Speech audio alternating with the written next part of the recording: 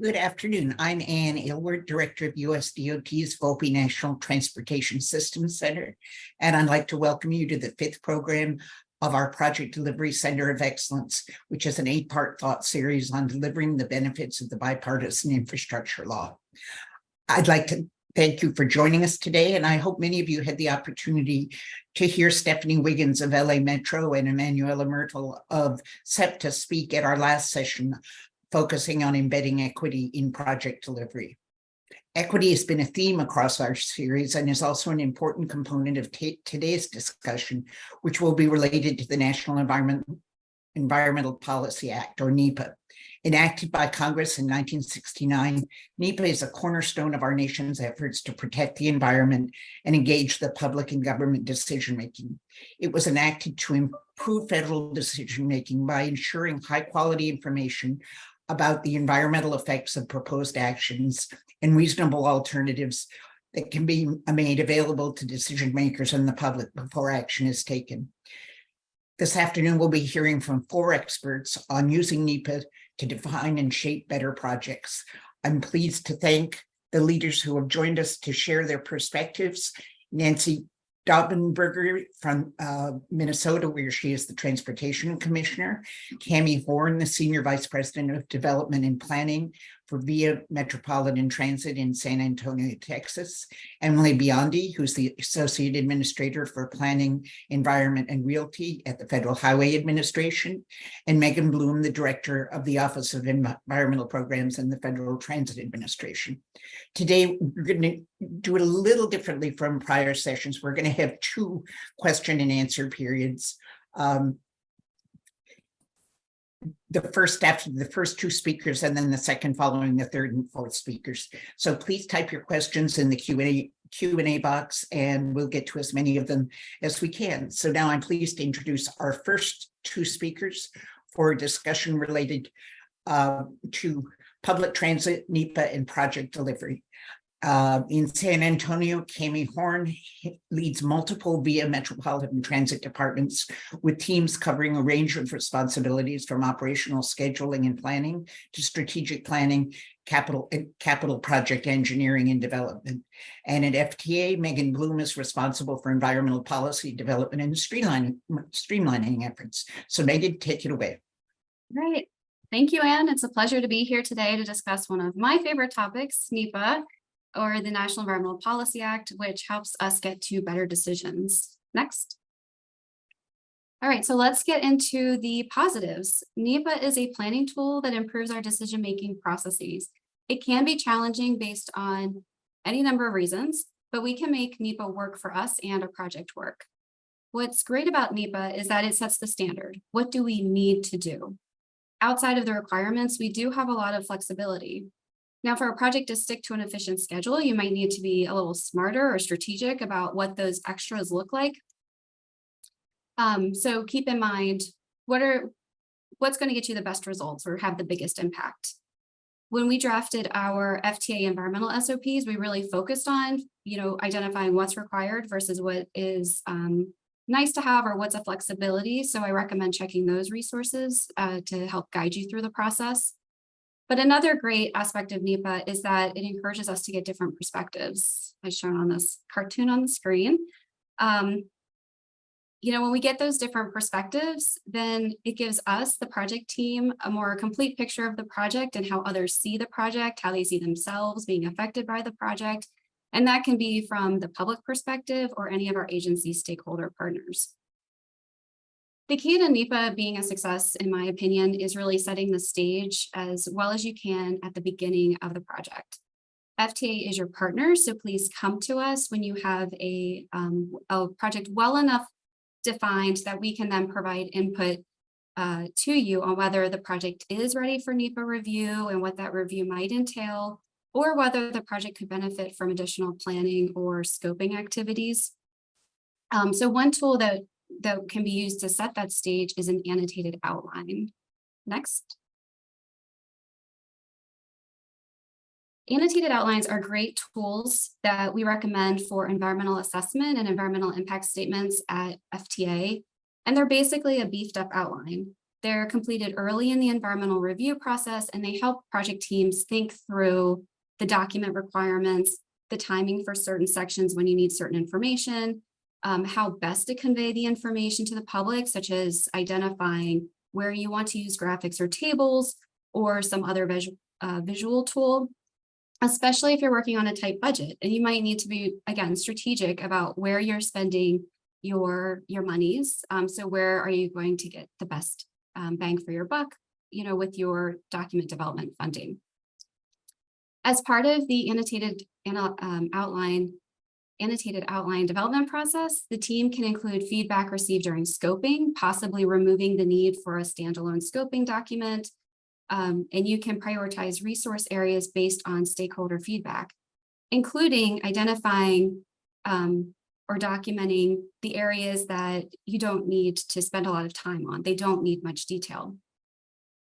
You can see in the examples on the screen that annotated outlines can also be used as a roadmap to set the document expectations. So page limits for individual sections is one example, and that can give the team the roadmap as they move forward.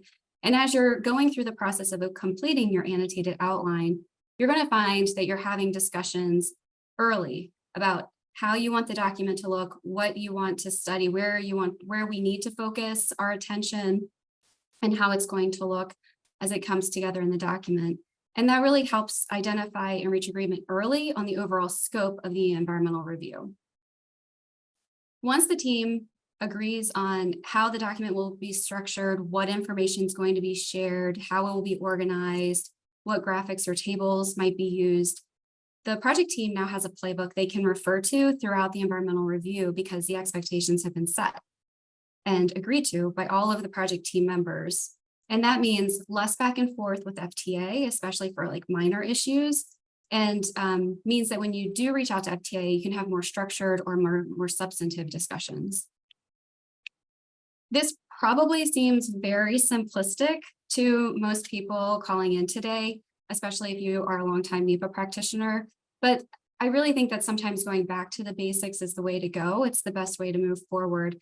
And by having these conversations early in the process, the team should experience an expedited environmental review and document development, barring any unusual or unexpected circumstances, of course. Next. So I wanted to share some additional best practices with you today. First is planning, and that's the overall transportation planning process. We see more success when projects are looked at in a little bit more depth during the planning phase. There are fewer issues during the NEPA review, but we also want you to think about mitigation. You can consider mitigation during the planning process. You can consider how you might avoid impacts entirely, and that might set you up for a lower class of action once you do enter NEPA.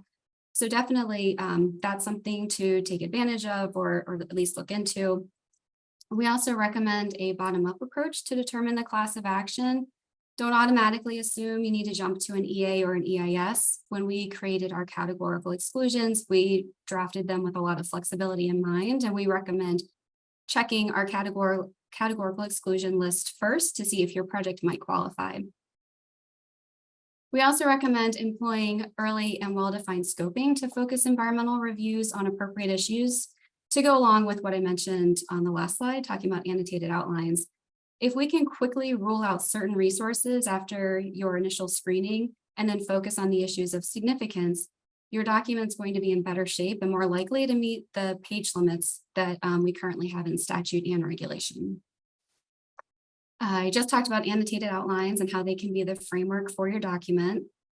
So not much more to say there, but next up is the analysis should be in proportion to the scope and scale of the environmental issues raised. If you have a resource that does not have an impact, please do not spend 2 pages of your document talking about all the requirements to then just end with the statement, the project has no impacts on that resource. With page limits in place for EAs and EISs, we don't really have the document space for that anymore. And to go along with that, please prepare straightforward and concise documents. And remember your audience. The environmental document is supposed to provide the analysis, not every technical detail. So craft the document in a way that the general public can understand it, that decision makers can understand the information without having an environmental or engineering degree. And while I'm on that subject, please write with a middle schooler's reading level in mind. Lastly, we recommend applying tools for reader-friendly documents, such as graphics, tables, text boxes to explain technical terms. A picture is worth 1,000 words.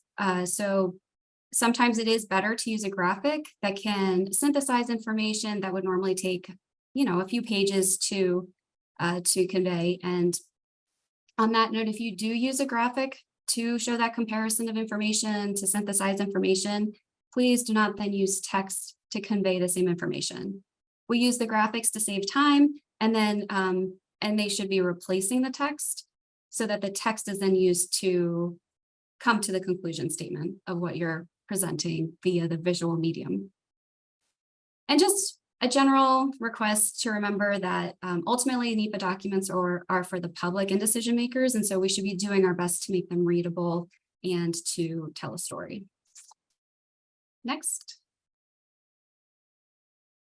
So on the screen, there are some relevant resources to today's presentation for your use. Regarding the FTA environmental SOPs, we have a suite of them covering different NEPA milestones, different environmental resource areas.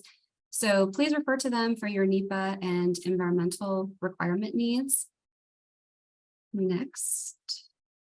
And with that, thank you for your time today. I'll now turn the presentation over to Ms. Cami Horn. Thank you so much. And it's good to see you again, Megan. I loved what you were saying about the back to basics. And for everyone in the audience, Megan and I used to teach a class for National Transit Institute together. And that was prior to me joining Via Metropolitan Transit in San Antonio. But I have been able to use the back to basics approach most recently with our project in San Antonio. So I believe if you can bring up the Via slides, great. So I'm very happy to be here today discussing some of the ways in which Via Metropolitan Transit has used NEPA to define our project to successful outcomes that meet the needs of San Antonio and our traveling public. And we can go to the next slide. And I'll start by saying, I really like the introduction and the thought about equity, and that's what we're all about. In San Antonio, for everyone's information, is one of the largest cities in the United States that does not have a significant high capacity transit system in place yet. But I'm happy to report that we now have almost 20 miles of bus rapid transit in the Federal Transit Administration pipeline, with our first line scheduled to open in late 2027. And this is very significant for San Antonio, as we are also one of the most economically segregated cities in the United States, with a very large portion of our transit network serving areas of persistent poverty. And the project development process, and specifically the NEPA process, have been so very important in this first line, because we are introducing something new to our community that will provide much better access to many and will support the foundational ladder of opportunity that public transportation is. And so using the NEPA process and all that falls under the umbrella of NEPA in terms of interdisciplinary coordination provided a very excellent framework for us in planning a successful project. And we can go to the next slide. This is just a quick snapshot of our first line that we call our Rapid Green Line, and it will run through the heart of San Antonio, including our downtown, on one of our most traveled corridors. It's almost 12 miles in length, with 26 new stations running primarily in exclusive guideway.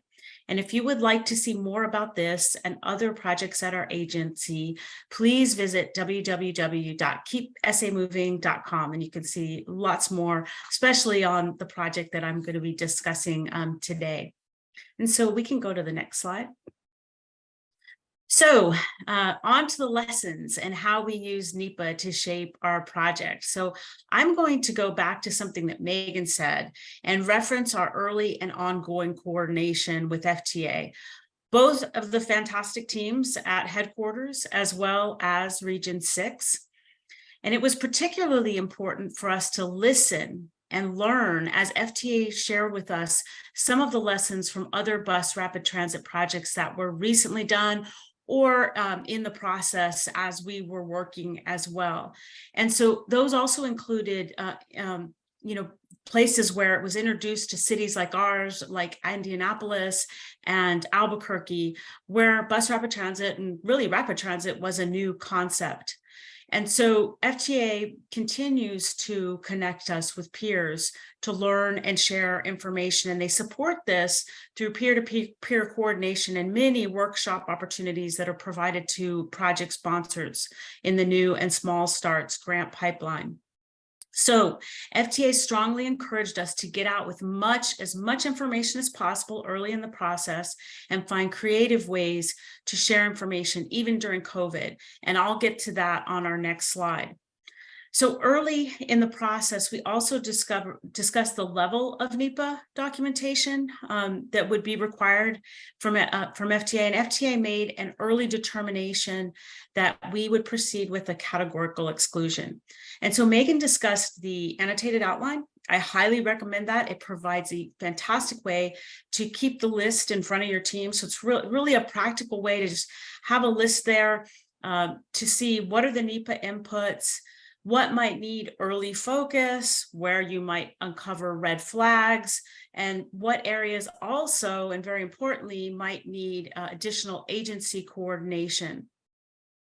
The other thing about that, and kind of getting that outline in front, is also considering the purpose and need for the project. I can't stress that enough, because in terms of your project stakeholders and looking at why the project is being done, it's so important to get that out and to get agreement out there at the start of the NEPA process. And it helped us out quite a bit, and it continues to be foundational to the project.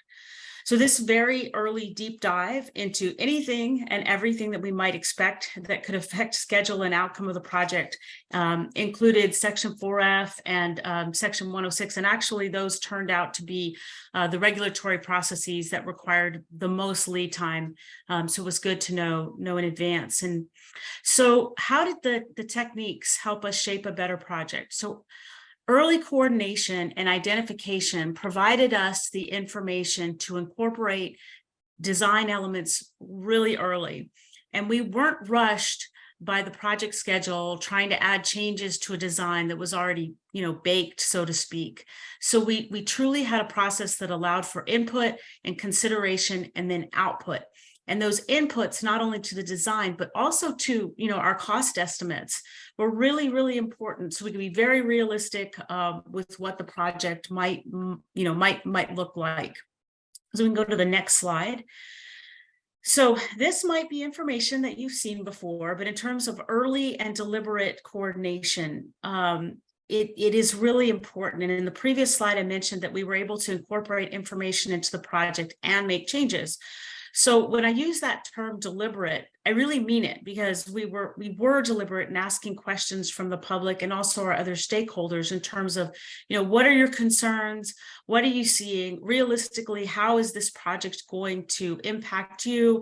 And in terms of our stakeholders and the city of San Antonio in particular, what else do you have going on in this corridor? And, there's only so many details that you can learn through online database searches and mapping tools.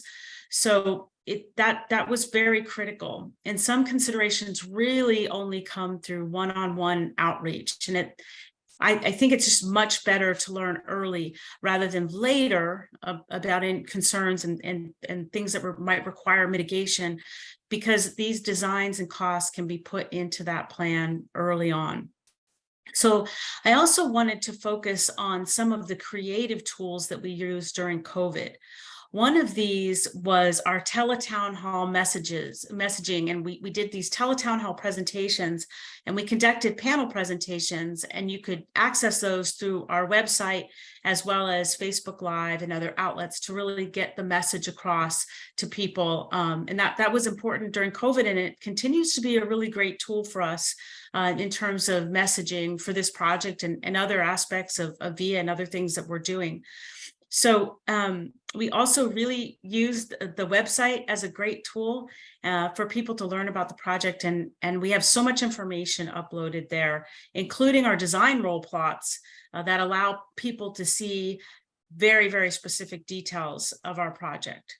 And then finally, we opened a project outreach office on the corridor, and that allows people to just stop in, look at the project details, make appointments and meet with staff, and really get a sense of how the project will be constructed, as well as the final outcomes and benefits of the service. So we can go to the next slide. So in terms of the community enhancements, we shared many of these, and this was so important as well, because sharing information on these types of upgrades and enhancements help the public to get a better sense of benefits, real benefits that might not be as obvious when you just focus on the transit project or the transportation infrastructure project. And we will, of course, continue to refine the details of the project as we move forward through final design. But the improvements that are listed here on this slide, they're a result of the robust work that we did as part of the NEPA and our early engineering efforts on the project. And we can go to the next slide, which continues this theme, because safety benefits were also important to be able to be shared with the community early and during NEPA. And these shown on the slides, including things like sidewalk access and safe pedestrian crossings, those are examples of these. We can go to the next slide. And so overall, this outreach has done a great deal to help shape our project, and we received our NEPA clearance as a categorical exclusion last May, and we are now on the verge of moving into our final design. So thank you very much, and I look forward to answering any questions. Thank you, Kami, for sharing the story of San Antonio's Rapid Green Line. We have a Green Line here in Boston. It is not rapid. So I wish you luck with yours. Not only build it, but maintain it is my advice. And Megan, you seem to have many friends participating in the call today, and I will simply refer you to the Q&A box after the call, but you're clearly a presence in the industry. So great presentations, both of you. Thank you. A couple of housekeeping questions. Typically, we post these sessions within the week after the session. So take a look early next week, and the material will be there as well. Gloria, Jeff had a question early on in your presentation, Megan. She asked, how does this approach allow for early inclusion of non-government folks impacted by potential projects or action? Okay, so when we begin a project, we do have to identify stakeholders. And so we'll identify the federal agency partners, but we will work with the transit agency to also identify the local partners. So are there other state government officials who should be part of the stakeholder cohort as participating agencies? And that also includes local government, especially with transit. We have more of a local presence. And so you would be receiving a letter from the project team to be a participating agency if you have a noted interest in the project. But otherwise, you know, the project teams are usually doing blasts. They usually set up project websites and set up mailing lists, email mailing lists, hard copy mailing lists, so that they can interact with as many people as possible. Thank you, Megan. So here's a question with regard to Kami's presentation, but the question may actually be for both of you. You mentioned the public and other stakeholders. Question, are stakeholders different or the same as the public? Who is not a stakeholder? I can't find a USDOT definition. You know, I was thinking about that actually when I said it, because I always say, well, the stakeholders said that. So I probably should have said, so the public, and then our agency partners, like our cities and other agencies, our Office of Historic Preservation. So when I said stakeholders, I was thinking about others besides the public who we either needed to coordinate with for purposes very specifically for NEPA, like for Section 106, or that we did for other reasons, like the city of San Antonio, that whose right of way that will be on. So I did group that all into the term stakeholders. Megan, you want to add anything to that? Oh, I think collectively they're all stakeholders, but we do end up saying public agency just to like specify different groups of stakeholders. So we had a caution at one of the earlier sessions, those of you doing work with tribal nations, the term stakeholder is a sensitive one and they would prefer not to have it used. So just word to the wise. That was new data for me. Okay, So question, what is the process for a project that has to be restarted after cancellation? For example, Baltimore's Red Line LRT was canceled in 2015 after the receipt of a record of decision. Oh, I feel like I'm going to have to use the dreaded "it depends" on the project's unique circumstances. We're not planning to talk about specific projects outside of Cammie's project example, of course, today, but there are usually different methods. We can do supplemental environmental reviews. We might issue an NOI and completely start from scratch. We have to look at the project scope and what has changed and what has not changed. So Megan has frozen on my screen. No. Were you able to integrate public health considerations into the NEPA process? And if so, how did you do that? Oh, I assume that was That was for for me. you. Yep.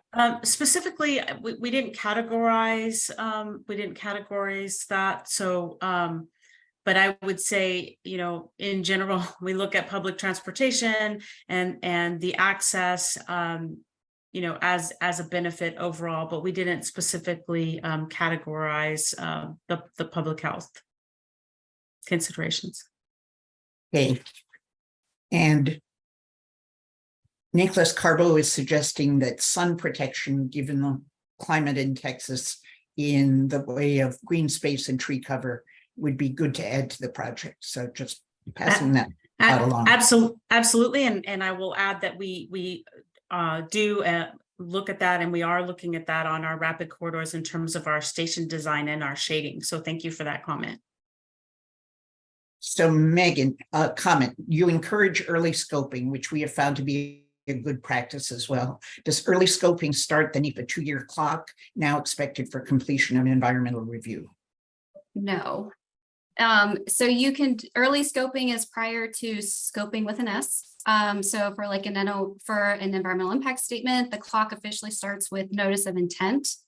For environmental impact statements, it varies by mode or operating administration at USDOT. We are hoping to issue some guidance that explains where all of, where federal highway, federal railroad, and federal transit all fall with that definition. But no, that's why early scoping is so great. It's pre-NEPA work that you can do.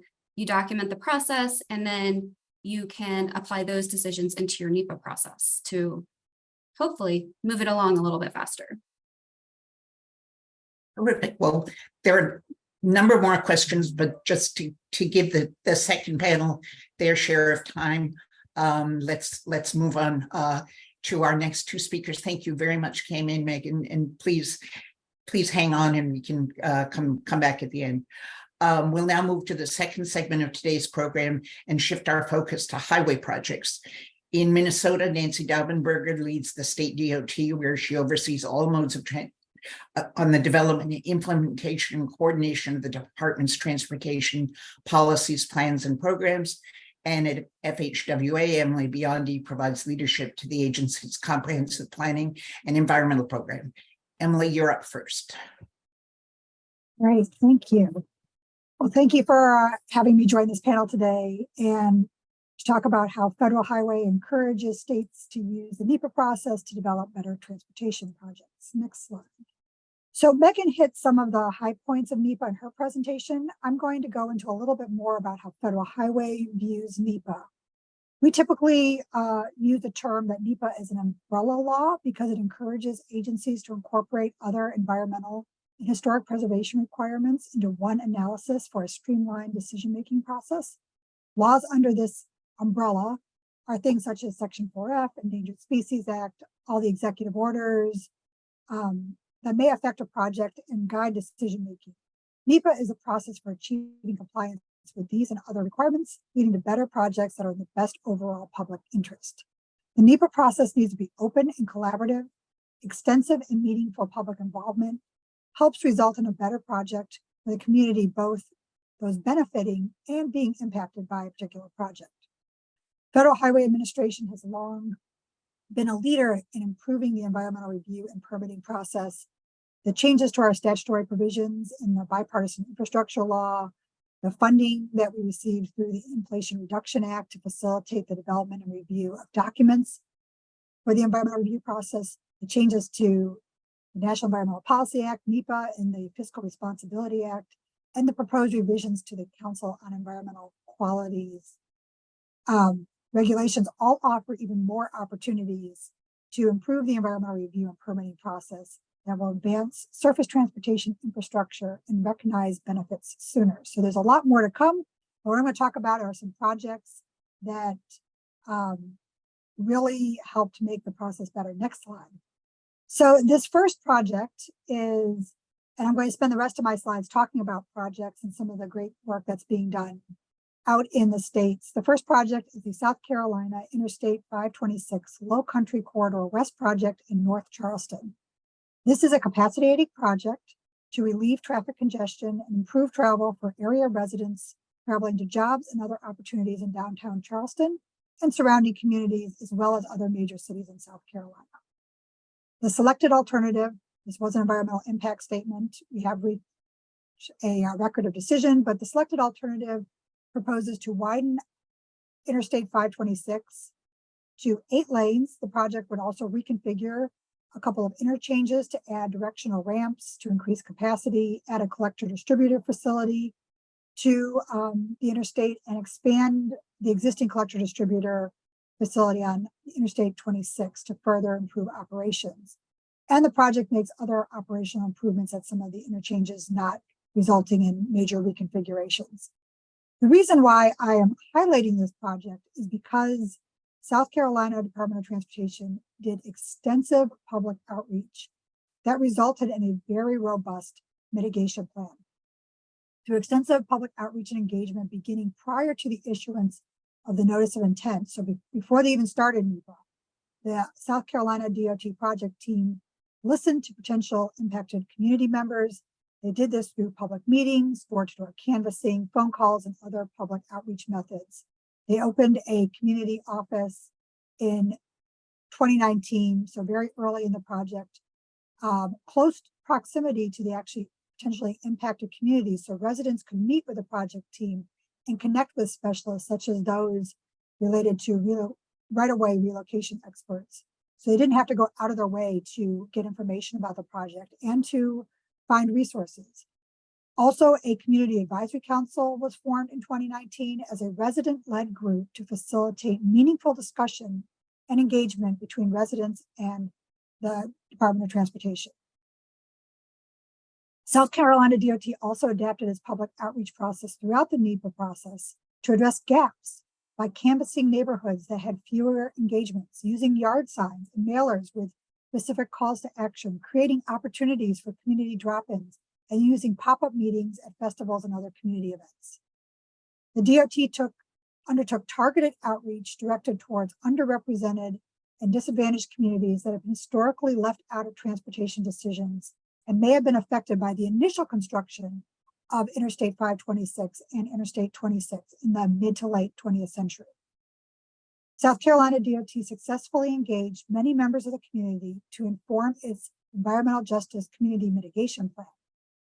This plan went above and beyond standard requirements, such as those under the Uniform Act and South Carolina's noise policy, and used non-conventional approaches to ensure the community is a beneficiary of this project and not an afterthought. The mitigation plan shows how collaboration and partnership ensures that mitigation measures serve the environmental justice community's needs now and into the future. And the Community Advisory Council advised and directed mitigation activities. So this was really, South Carolina DOT went above and beyond to listen to the community, address their concerns, and incorporate that into their mitigation as part of the environmental document. One of the key parts of the mitigation plan are those related to relocation impacts. And these included some of the things listed on the slide, such as first-time homebuyer grant program, acquisition fairness program, enhanced right-of-way advisory services, enhanced rental assistance program, and replacement affordable housing program. I want to focus in on the acquisition fairness program because it allows for an independent property appraisal to address, among other things, concerns of racial bias, and is designed to compensate property owners who have seen a reduction in their property values as a result of the past highway projects. This is very innovative and could be used in other projects going forward. Next slide. The next project also had robust public outreach that resulted in a community enhancement plan that also goes above and beyond what is required by law. So the I-35 improvement project in Detroit, Michigan, will replace outdated freeway and deteriorating roads and structures while improving safety and connectivity and supporting economic development and placemaking opportunities. The Michigan Department of Transportation plans to convert a depressed freeway, I-375, in Detroit to a street-level boulevard. The project provides a solution that considers safety, connectivity, and operations while addressing existing and future transportation needs for all users and addresses the historical harms of the original construction of the interstate in the 1950s. I-375 was originally constructed in 1964 to provide direct freeway access to downtown Detroit. The interstate was constructed in the historical footprint of two neighborhoods, Paradise Valley and Black Bottom, both thriving African-American business and residential centers that were largely just demolished or wiped out as a result of the construction of the interstate. So going forward, to move this project forward, there was, again, extensive outreach like the last project. 2 advisory committees were developed, a local advisory committee and a government advisory committee. The local advisory committee is focused on past impacts to predominantly Black communities and advises the state DOT on preparation and implementation of the community enhancement plan, land use framework plan, and aesthetic design guidelines.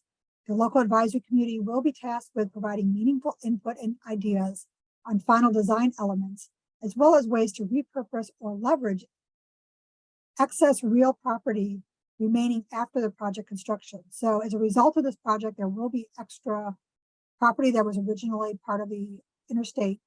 And part of this committee's responsibility is to figure out how to make use of this excess real property. So that's something really innovative that doesn't happen on many projects. The state held over 70 one-on-one meetings to share information and obtain feedback with specific stakeholders. They also held neighborhood meetings, sent out surveys and flyers, and provided virtual public involvement opportunities. Through the NEPA process, Michigan DOT heard from the local community that historical environmental justice should be considered in the project to address past harms. Michigan DOT ensured that this project did not incur significant community or environmental impacts and committed to developing a community enhancement plan that goes beyond what is required by law to acknowledge the historic, social, and environmental effects from the original construction of Interstate 375. The community enhancements is expected to generate positive results for the community and leverage and enhance community resources, programs, and partnerships. Next slide. And my last project is a little different because it wasn't as much about mitigating for human impacts as much as the natural impacts. So this project, located in Colorado, is to improve travel time reliability, safety, and mobility, and address the deficient infrastructure along 8 miles of Interstate 70 from west of Evergreen in the Floyd Hill area through the Veterans Memorial Tunnels to the eastern edge of Idaho Springs in Colorado. Major elements of the project include adding a third westbound travel lane, constructing a missing frontage road connection, adding an eastbound auxiliary lane, improving interchanges and intersections, improving design speeds and stopping distance, improving the Cedar Creek Greenway, and implementing environmental mitigation for wetland connectivity, wildlife connectivity, air and water quality, stream conditions, and recreation. So again, this project is very much focused on the natural environment and making improvements not just to the interstate, but also to the ability for wildlife and others to use the area. Project improvements also include new transit service, coordinated rural broadband access, and electric vehicle charging stations. The project avoids impacts to high quality wetlands and wildlife habitat while restoring the riparian area of Clear Creek, improving water quality, wildlife habitat, and constructing the corridor's first major wildlife crossing. The key to this project is that it followed the I-70 Mountain Corridor context-sensitive solutions process, which brings together multidisciplinary, multi-interested groups, including local communities, state and federal agencies, environmental groups, and other participants, tasked with developing the best project to meet transportation needs, fit the geographic context, and support environmental and community values. Context-sensitive solutions, such as wildlife crossings, were discussed at numerous interagency and public meetings. The resulting preferred alternative, the Canyon Viaduct alternative, was endorsed by the corridor context-sensitive solutions participants and received wide-ranging support from local communities and mountain travelers. The safety analysis completed during the NEPA process helped prioritize the safety projects like the roundabout shown on the slide at the ramp termini. Colorado DOT's upfront investment in interagency partnerships built up local support for the project, accelerated the NEPA review, and helped Federal Highway and the state DOT manage the environmental reevaluation process after the original NEPA process in response to design changes proposed by the project's contractor after NEPA approval. And last slide. In addition to project examples I just covered, I wanted to highlight places to find best practices in the NEPA area. One of the things we're always very excited about is our Environmental Excellence Awards. Since 1995, the Environmental Excellence Awards have recognized leaders across the country who make outstanding contributions to environmental stewardship and partnerships above and beyond traditional transportation project outcomes. The biannual award was just posted last week for nominations. So if you're interested, please consider. But this award provides a forum for Federal Highway to showcase how NEPA reviews and other environmental considerations can add value to overall program and project delivery. The award focuses on projects that accelerate project delivery, have strong interagency partnerships, showcase innovation in program and project delivery, and result in better environmental outcomes. We also are always working on different case studies to highlight best practices. Federal Highway provides best management practices for meaningful public involvement through a variety of strategies, including virtual public involvement case studies, peer exchange, workshop reports and recordings. We also have a toolbox, an all-in-one toolbox for how to use crowdsourcing, mapping, visualization, file storage and sharing. And we even post the pandemic, we continue to use and encourage a combination of both in-person and virtual public involvement for both public hearings and meetings to reach the most people potentially impacted by a project. Federal Highway provided information on the state of their practice regarding NEPA reviews for tolling and road pricing projects through case studies of one project from each region. Case studies highlight notable practices in meaningful public involvement, environmental justice analysis, multimodal travel considerations for travel forecasting and traffic impacts, planning and environmental linkages, tiered NEPA reviews, and overall environmental analysis. We are also developing a set of case studies on projects like the ones I just highlighted this afternoon on how NEPA can result in better projects. So stay tuned for more on that. And all this information and much more can be found on our Environmental Review Toolkit website that is posted on this slide. And I will turn it over to Nancy now.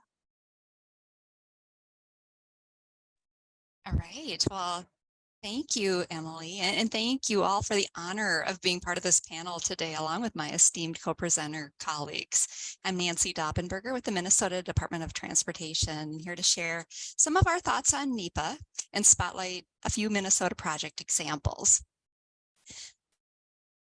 So next slide, please. Thank you.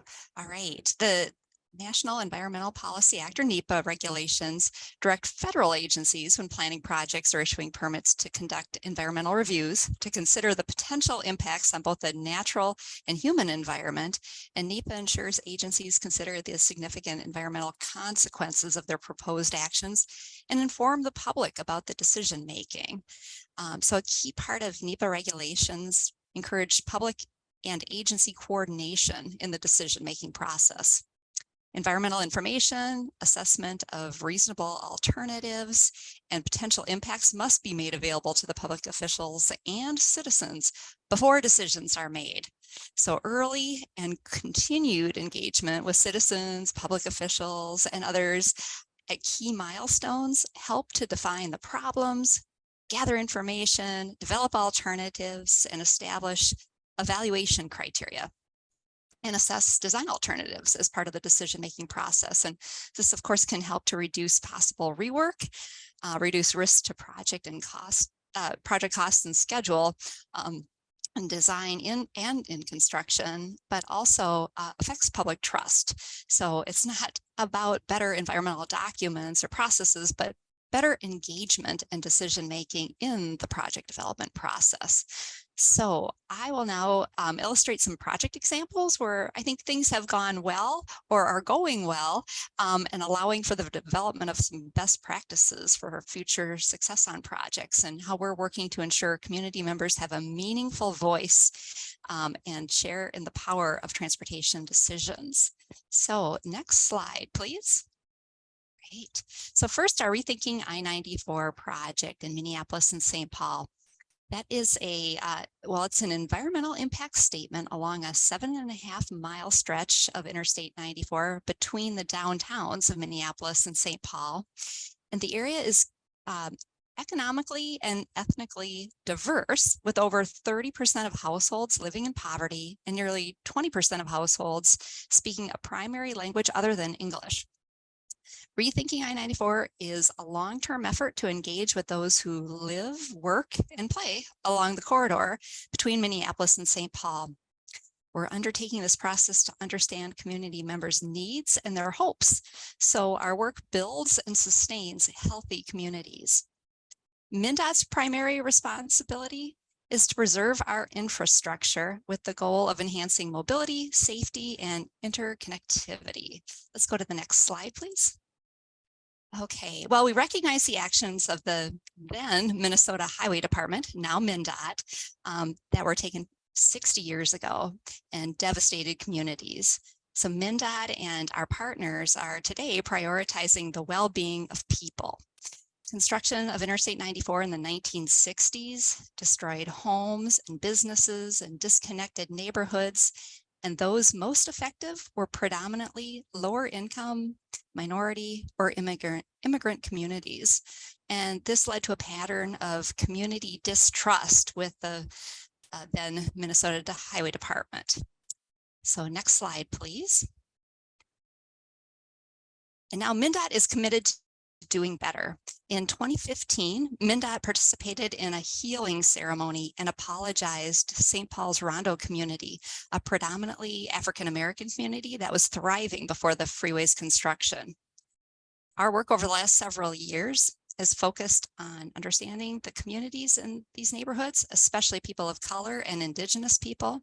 And the first phase of Rethinking I-94, so between 2016 and 2018, looked at I-94 between Broadway Avenue in Minneapolis to Highway 61 on the east side of St. Paul. The Rondo community was the initial focus, as that neighborhood, which was primarily African American, was heavily impacted by the construction of I-94. However, many other communities along the corridor were also adversely affected by the construction. Rethinking I-94 and MnDOT's commitment to do better applies to the entire corridor. Let's go to the next slide. So prior to beginning the environmental process, and much like what you're hearing on some of the examples Emily described, especially with Michigan's 375, we listened to what was important to people for 2 years through feedback from thousands of people prior to beginning the EIS. MnDOT created a livability framework. And my MnDOT colleague, Gloria Jeff, I saw was on here. If you have questions on that, she might be able to better fill in the chat on that. But that helped us to identify issues we heard people care about beyond the freeway. So health and the environment, economics, creating a sense of place, personal safety, connections, and equity. And this framework has been incorporated directly into our EIS goals. Our engagement approach includes opportunities to be involved at every step, from planning, design, and it'll be through construction too, and through operations and maintenance. We're centering community voices in our approach and asking how people want to engage and what is important to them, and reflecting that in our work and in our alternatives. Next slide, please. Now the current effort of Rethinking I-94 is really focused on the corridor between Highway 55 in Minneapolis and Marion Street in St. Paul. And the Rethinking I-94 project published its notice of intent in early 2020. So this is the legal document that lets agencies and the public know that MnDOT intends to pursue an EIS for the project. The environmental document has a co-lead as the Federal Highway Administration. So we're following both, of course, the Minnesota and the national environmental processes. And our Minnesota Division Office of the Federal Highway Administration has been an especially helpful partner to us in all of this. There's been a tremendous amount of flexibility within the NEPA process to go deeper into our engagement efforts outside of the formal NEPA public comment period to ensure we're hearing from the community before we move any further along in the process. And for example, MnDOT in July of this year released an initial set of alternatives for the public to comment on and review, and with months-long public engagement period, including survey, public meetings, pop-up events, meetings with affected groups and others. And MnDOT is asking the community if we should be considering additional alternatives well ahead of the formal public comment period, which is anticipated to be next year in 2024. Next slide, please. All right, so now I'm going to briefly shift to the northeastern part of the state and talk about our Twin Ports Interchange project, which is currently under construction in Duluth, Minnesota. And that is a $435 million interchange reconstruction project. We're using the Construction Manager General Contractor Delivery Method, CMGC, and there are 4 work packages as a part of that. That delivery method has really helped us to better identify construction impacts during the development phase. And then based on environmental issues encountered during the NEPA phase of the project, we needed to rescope the project into 4 work packages and start by only letting the first 2, which did have independent utility. However, we knew that there would be schedule and cost efficiencies, as well as fewer impacts to the communities if we could dovetail into the latter 2 work packages while construction of the first 2 work packages are underway. And fortunately, because of IIJA funds that came to Minnesota, we were able to fund work packages 3 and 4. That was $160 million of the $435 million project cost. And that project improves safety, replaces aging infrastructure, improves freight connections, and it removes freight traffic from business districts and separates the traffic from pedestrian and bicycles. So a lot of great benefits to this project. And the EA development process, so that was an EA for that project, environmental assessment, but it's really worked well to narrow down alternatives for decision making. And our focus on following the process has ensured that alternative development did not get ahead of informed decision making. And one other thing I want to share on this project before I wrap, a very positive outcome as a result of public engagement during the NEPA process is now a great partnership with the City of Duluth's Workforce Center, who's been working hard to diversify the workforce for the available construction trades for the project. So this, along with our construction contractors' commitment to meeting and exceeding workforce goals, have made a big impact in the community with progress over the life of this project. And the relationship with the Workforce Center will continue for future projects in this area, especially as we further develop our Blatnick Border Bridge project with our partner state, Wisconsin. So thank you all for allowing me to spotlight some Minnesota highway projects. I'll now pass it back to Anne for further Q&A opportunities. Thank you. And thank you very much, both Nancy and Emily. Unfortunately, the cost of having 4 such terrific speakers is we have very little time left for Q&A and some really good questions. And given that it's 3 minutes to 2, I think rather than picking one question from those very good questions, I'm going to let you guys off the hook for Q&A. I want to be respectful of people's schedules. I know particularly in Washington, this is a really busy week. But for all of the panelists, any final comments that you'd like to make after hearing each other's thoughts? I just would like to say thank you for everyone's tremendous participation and great comments and questions. We will try to take the comments into account as we move forward with the material on our project delivery website. There's some very good definitional questions. So again, thank you all for sharing your perspective and experience on using NEPA to shape and define better projects. We hope to see everyone at the next program in this series, which will be held on Thursday, October 12th at 1 p.m. It will be the first of a 2-event discussion on accelerating project delivery through innovative procurement, partnerships, and financing methods. We'll feature 3 experts: Adi Tomer, Senior Fellow at the Brookings Institution, Maria Lehman, President of the American Society of Civil Engineers, and Dr. Morteza Farajan, the Executive Director of USDOT's Build America Bureau. We are assuming that the government will be working on October 12th. We will be working in any case, but our colleagues in the CIO's office who facilitate the IT technology will not be. So if we're not in business on the 12th, we will send out a notice to all of you, but otherwise we hope to see you then, and thank you so much for joining us today. Have a good afternoon. Take care.